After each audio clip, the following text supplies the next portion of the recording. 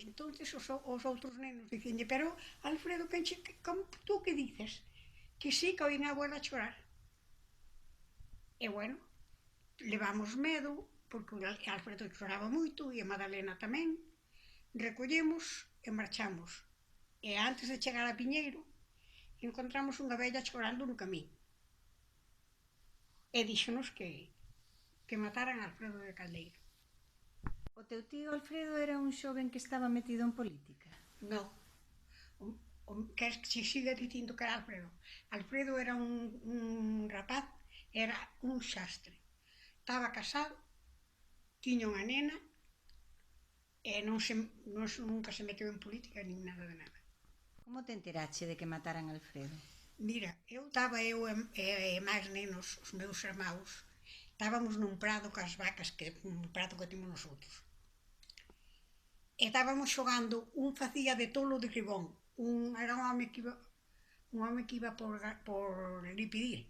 Estábamos xogando, a coller, eso.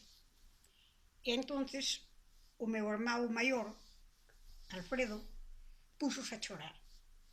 E os outros dixeron, Alfredo, pero por que che pasa? Hai que matar a Alfredo.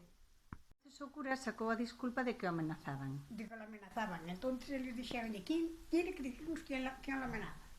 E el non se lle ocurriu outra cousa, nada máis que dicir que o amenazaba ese.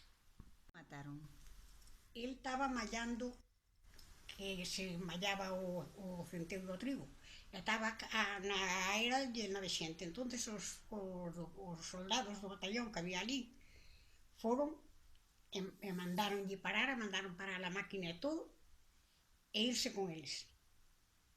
E entonces, claro, había moito... El obedeceu, íbase con eles. E as mulleres iban todas detrás de él, porque parecíalles que a ver que lle iban facer. E remangáronse os fusiles para elas, e volveron todas a 100 para casa. Quen o denunciou aos falangistas? Denunciou o cura do pueblo. Por qué? Porque o cura, ali había un batallón que foi para a Navia de soldados. E andaban por ali recorrendo esas cousas.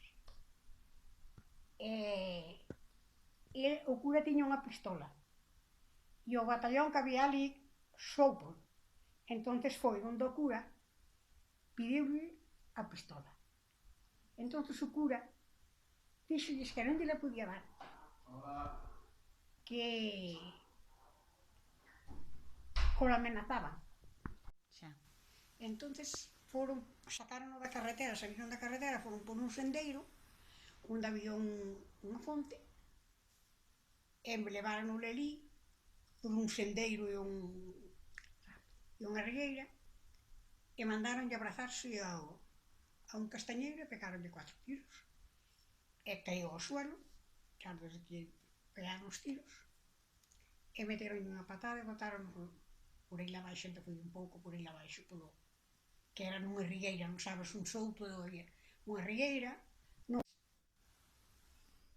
Seguimos hasta a nosa casa, e na nosa casa pois estaban todos, a abuela non andaba a gatas, non podía andar, un disgusto terrible. E despois vouche dicir do día do entierro, que é o máis importante. Cando ibas ao entierro, pois estábamos allí, os nenos, entonces viñeron os do batallón que había ali, e fixéronnos marchar. E dixeron que non se enterraba hasta que eles os mandara. Botáronnos de ali, marchamos, e de ali a un pouco pois foi o entierro. E nós xa non fomos ao entierro porque na casa non nos deixaban, que estaban con medo todos que la Virgen bendita.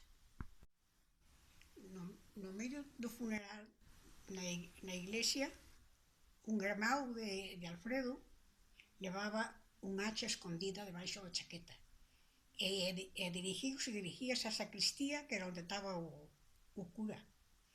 Pero a xente deuse cuenta e tiraronse a el e non lle deixaron, porque Román tiñache valor, iba justamente para matalo. O cura xa non dormiu na casa.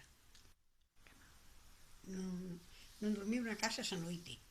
Largou e foi dormir a un sitio que lle chaman o Cochoso, unha casa que abandonada, que hai unha casa que hai por a carretera de Navia, foi dormir ali co medo que tiña.